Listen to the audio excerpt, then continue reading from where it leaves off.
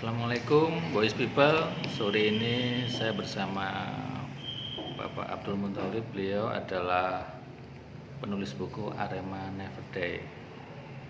Ya, kalau kita bicara Arema, saya kira lebih dari sekedar bola begitu.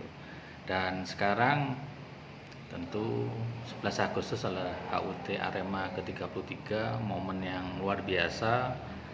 Dari 87 dari kota kecil di Jawa Timur, kita mempunyai fanatisme yang luar biasa, yang insya Allah berbeda sekali dan value-nya akan berbeda, dan itu terus akan boys gitu. Begitu boys people, kita akan bahas tentang buku Arema Never Die, dan ya dinamika beliau seorang jurnalis senior yang ya cukup kita kenal di Kota Malang, dengan pengalaman experience yang beliau luar biasa. Mungkin kita sapa dulu.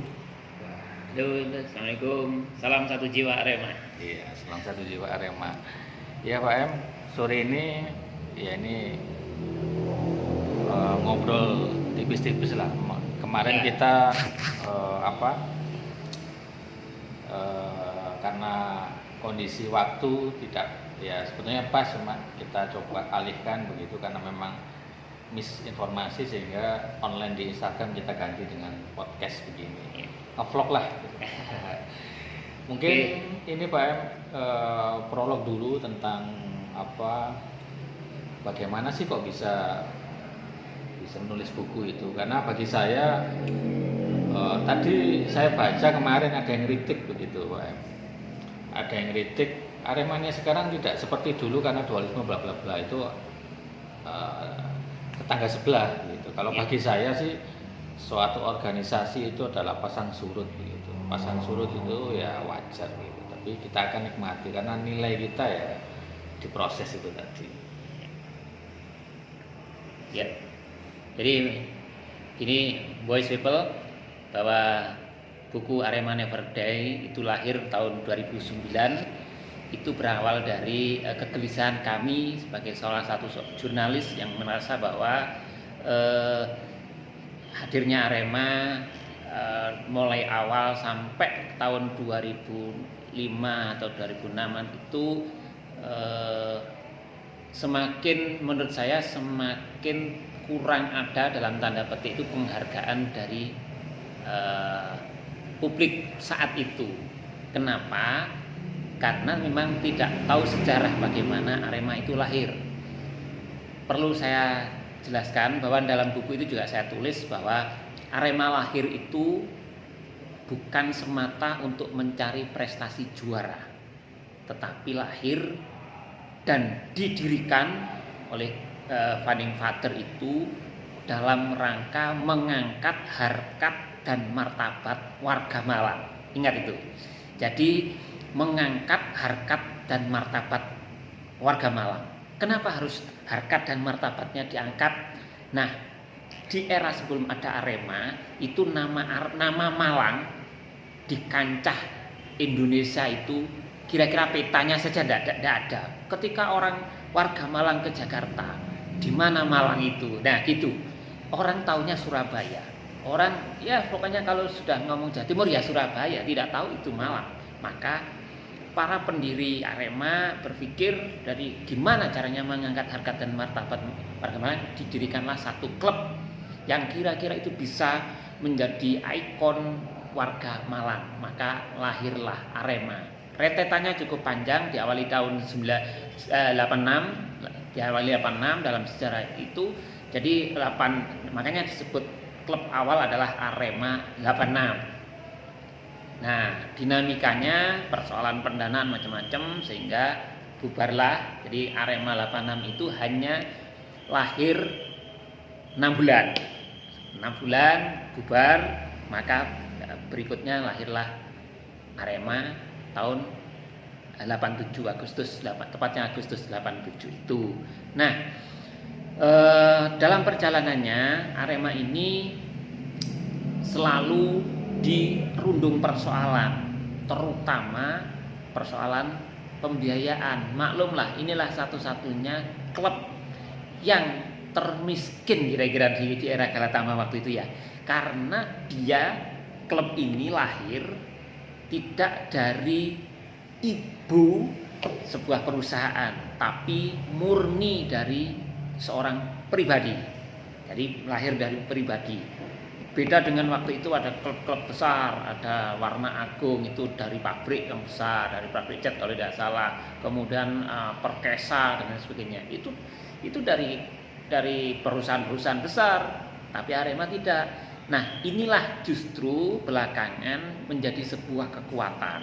Jadi Arema kenapa meskipun di awal berdirinya itu terseok-seok dalam urusan pendanaan, bahkan berkali-kali akan dijual ke orang luar Malang, pernah mau dijual ke Batam, pernah mau dijual ke orang Jakarta, tetapi lagi-lagi bahwa Malang ini ya menjadi brandnya warga Malang, ya tidak bisa, tetap harus di Malang.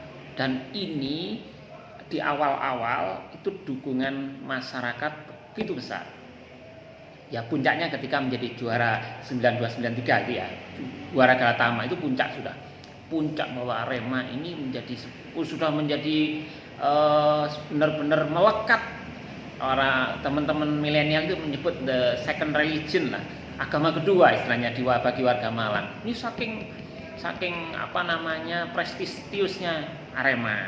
Nah, begitu beratnya mendirikan dan mempertahankan selama puluhan tahun, belakangan muncul semacam teman-teman yang baru kira-kira ya, supporter lah, saya sebut supporter, oknum supporter yang baru, yang itu menurut saya justru tidak menciptakan citra yang baik terhadap Arema dan Malang.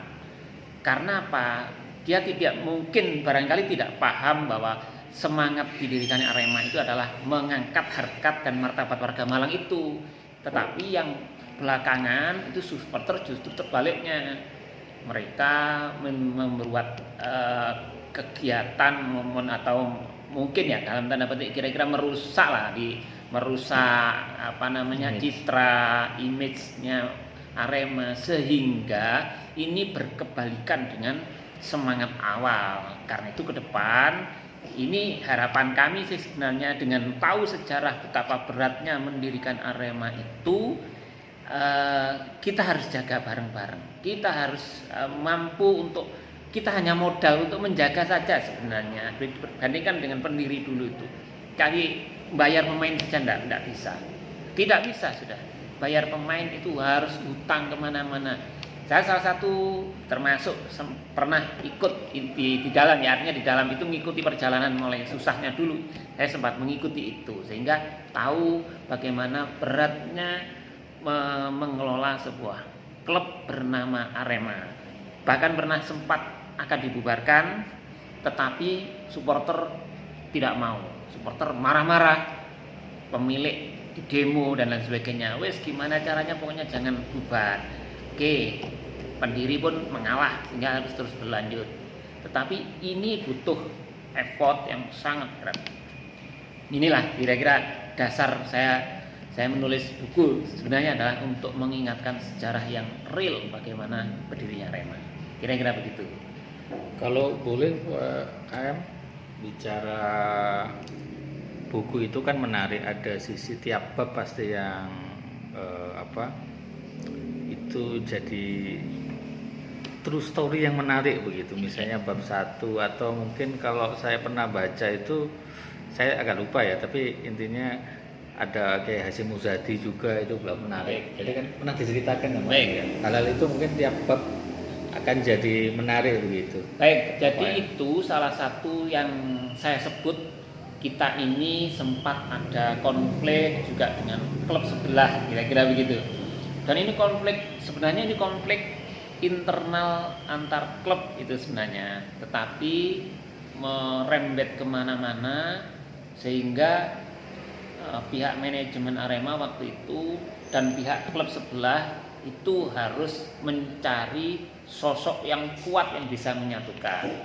Maka waktu itu Romo Yai Hasyim Muzadi yang turun langsung, dan saya kebetulan juga hadir di situ mengikuti acara rekonsiliasi waktu itu, sehingga semua tokoh yang di Malang merasa bahwa dirinya ya Arema semua sudah. Jadi itu tadi second religion, jiwa Aremanya semua itu kayak mendarah daging kalau menurut saya. Itu salah satu sequel yang terjadi di Arema sampai segitu. Tokoh-tokoh agama, tokoh nasional pun memberikan perhatian khusus pada Arema. Bahkan ketika Arema akan menggelar kompetisi, akan mengikuti kompetisi ke Liga keempat, Arema sudah resmi tidak ikut kompetisi, tidak ikut. Kurang beberapa hari saja, 3 atau 4 hari pendaftaran ditutup, masih belum daftar Arema. Pertimbangannya dana. Nah, PSSI merasa bahwa kalau tidak ada Arema ini kompetisi hambar sudah. Liga 4. Maka Sekjen PSSI Pak Nugraha Besus secara langsung mengkomunikasikan dengan Arema, pihak Arema, bahwa sudah, yang penting Arema daftar dulu, urusan belakang, daftar dulu. Ya, Nugraha Besus memberikan banyak garansi waktu itu, maka Arema daftar. Ini lagi-lagi banyak kekuatan sebenarnya di Arema. Ibaratnya begini, kalau kita ngomong Arema itu tegolorone orang tegopati ini. Orang itu waduh sangat menyayangkan kalau misalnya Arema itu tidak ada. Ya, misalnya tidak ikut kompetisi dan sebagainya, maka apapun sudah, pokoknya Arema harus ada, kira-kira gitu. Itu salah satu sequel yang cukup dramatis di Arema ya. Yang paling dramatis tentu setelah Arema juara 92-93. Jadi perlu saya review kembali mulai Galatama pertama sampai Arema juara 92-93, itu pendanaan resmi itu dari Bakri Brothers. Maka jangan heran selama ini kedekatan antara Arema dengan grup Bakri begitu kuat, itu karena mulai lahir Brai Procot itu sampai juara Galatama full ditanggung, biaya ditanggung oleh keluarga Bakri. Dalam hal ini Pak Nirwan Bakri. Sehingga apa? Sampai pernah orang Bakri menjadi manajer Arema, sampai ada sponsor Arema Krono. Semua itu adalah karena hubungan emosional. Arema tidak bisa lahir tanpa Bakri kala itu, karena mulai lahir itu sudah didanai. Memang sebagai orang bisnis, Bakri tentu ada kompensasi, dan itu kompensasinya sudah clear. Jadi kompensasi tentang pengelolaan Gor Brojonegoro yang di Jakarta. Jadi kok bisa Arema bisa memberikan kompensasi itu? Karena pendirinya Jenderal Akub Zainal itu kala itu menjadi salah satu pejabat yang sangat penting di lingkaran Presiden Soeharto dan punya kewenangan untuk memberikan rekomendasi pengelolaan terhadap Gor Brojonegoro yang dikelola oleh Bakri. Kompensasinya Bakri mendanai Arema. Itu kira-kira begitulah. Jadi ini sekedar mengingatkan saja kenapa kok kita dekat sekali dengan Bakri. Karena itu. Kira-kira itu. Itu nggak apa-apa ya, ini ditayangkan yang tentang Bakri. Oh, udah apa-apa kan, di buku. Oh, di buku Pak ya? Iya, saya nggak tahu ini. Cuma kan, wah, tapi bagi saya apapun itu, karena saya juga pernah sering disuruh sama Mas Luki juga ya sangat tidak mudah tentang Arema. Jadi kebanggaan itu ya memang betul-betul ya satu jiwa itu menurut saya itu yang membedakan gitu. Naluri kreativitas atau ya jiwa kreativitas dari kita itu muncul karena itu yang Pak M kemukakan tadi, bagaimana sekarang kita lebih dari sekedar bola, second religion itu jadi nyata. Okay. Nah, kan Pak M menulis buku ini kan riset juga, jadi menemui banyak narasumber. Ya, mungkin saya lebih ke sosok Mas Luki sebagai ya detak jantung gitu, yang sejarah yang bagaimana bisa menjadi kebanggaan ini, menciptakan Arema itu sendiri. Mungkin bisa menceritakan sosok beliau atau ya mengeksplor lah di momen kita 33 tahun ini. Baik, jadi memang saya cukup kenal dengan almarhum salah satu pendiri Mas Luki Akub Zainal, Allahumma fir lahu. Jadi beliau menurut saya salah satu orang yang kalau ngomong perjuangan terhadap Arema sudah gak karu-karuan. Seringkali beliau bilang bahwa kalau dapur di rumah saya tidak ngebul, itu sudah sehari-hari. Artinya apa? Semua sudah tak berikan untuk Arema, untuk Arema, untuk Arema. Itu orangnya yang kayak gitu. Maka artinya apa? Bahwa seorang sosok Luki yang memang awalnya dia bukan penggemar bola sebenarnya, bukan penggemar bola juga, karena dia adalah seorang pembalap sebenarnya kan, seorang pembalap, tetapi karena titah atau amanah dari bapaknya Jenderal Akub, maka dia ya sudah, amanah dari bapak dia pegang dengan tulus sampai akhir hayat, kira-kira begitulah, sampai akhir hayat masih jiwa Arema masih kuat. Nah, yang saya lihat dari Sam Ikul ya, bahwa dengan segala kelemahannya ya, kelebihan dan kelemahannya pasti itu, saya menilai bahwa dia seorang yang berani melawan arus ketika megang Arema.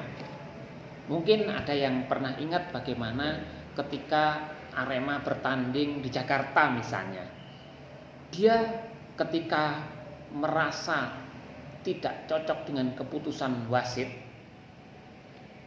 pernah sampai dia masuk lapangan di tengah supporter yang begitu banyak, penuh itu, masuk lapangan dengan mencabut bendera di pinggir lapangan dengan marah-marah dan sebagainya.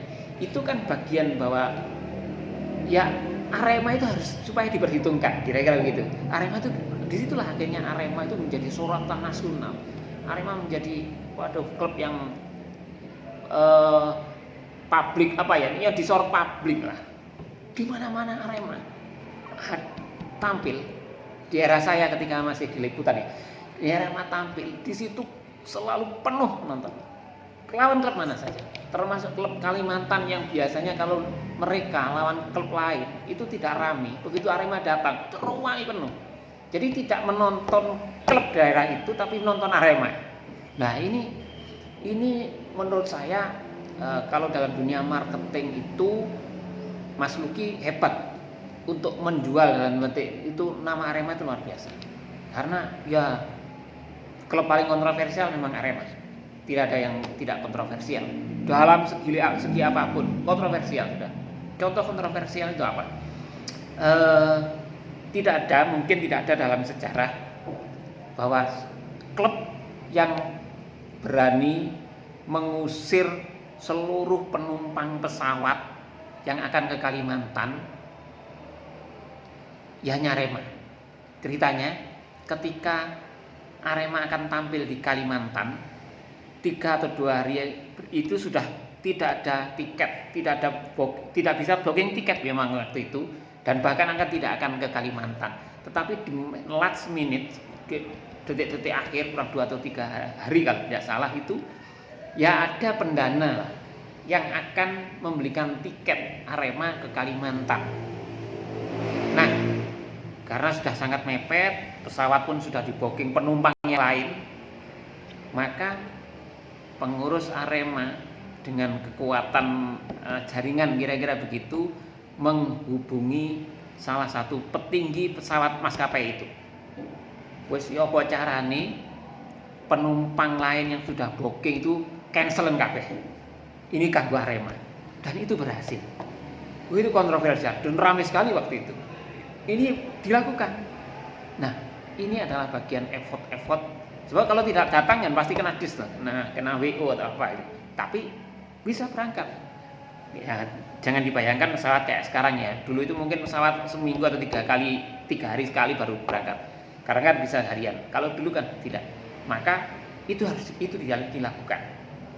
Nah, itu dinamika.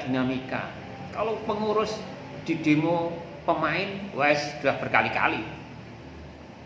Arema setelah juara Galatama itu dapat hak untuk mengikuti Liga Champions Asia atau Piala Champions Asia kala itu namanya. Berapa hari akan tanding ke Thailand lawan Vietnam di Vietnam, itu pemain juga mogok, tidak mau tanding. Karena apa? Belum dapat bonus, belum dapat gaji, tidak ada yang mau tampil. Nah, di tengah kayak begitu, tokoh-tokoh Kota Malang waktu itu salah satunya adalah wali kota turun tangan. Dia manggil ketua DPRD, ketua petinggi-petinggi, mencari cara gimana caranya Arema harus berangkat. Karena ini adalah salah satu nama besar Kota Malang dipertaruhkan oleh Arema. Maka dengan segala cara semua turun tangan membiayai untuk bisa berangkat ke Vietnam. Hebatnya dalam kondisi kayak begitu, pemain sudah mogok, kurang bayaran, tapi begitu berangkat ke Vietnam, di sana tampil habis-habisan dan menang 4-2. Ini yang hebat. Semangat kayak begitu itu yang harus ditularkan pada pemain sekarang. Jadi itu kekuatan Arema. Pemain itu